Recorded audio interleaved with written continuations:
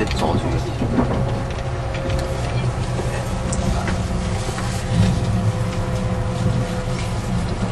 而家我哋走啦，去緊啲成田機場，係啊，點解咁快嘅呢5日？咁差唔多咯喎，行晒啦。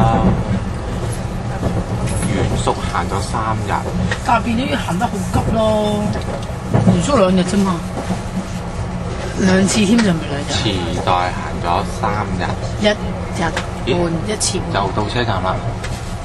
大旗不斷飛站，唔係飛站啊，係根本冇站㗎，呢個成田係唔停呢度㗎。但係都係攞佢哋嗰啲線啊嘛。都唔係佢又高啲嘅，頭先你見唔見到佢喺下邊㗎？頭先就算我哋新宿咧上車嗰個位咧，都係會有第2條線會拍落嗰度落㗎，落下上下㗎，所以根本全部都係 share，因為比較近。但係覺得佢哋啲鐵路搭得好堅啊，好犀利。但係今次個行程最衰就係太過凍啦。係啊，搞到做咩做得唔舒服咁樣。喺條街度根本企唔到啊！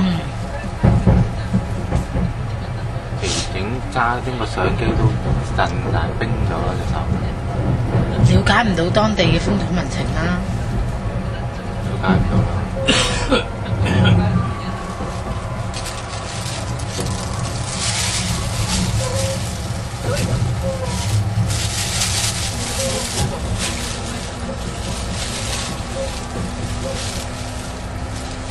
如果齋搭地下鐵路要幾多分鐘啊？你知唔知啊？邊度去邊度啊？如果由池袋翻機場咁，唔知喎，2個鐘個咁搭呢個都個半咯。哇，5個可能3個啊！哦，咁應該唔使嘅。不過轉埋車2個幾2個半到啩。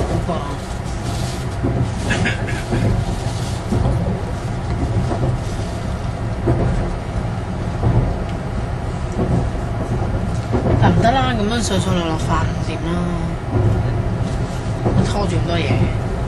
哦，但係唔係話轉1、2次就得啦嘛？都係啫，都係上上落落啊！有咁多人，然後冇得坐，嗰啲係即係等於搭地鐵咁，任何人都搭得到。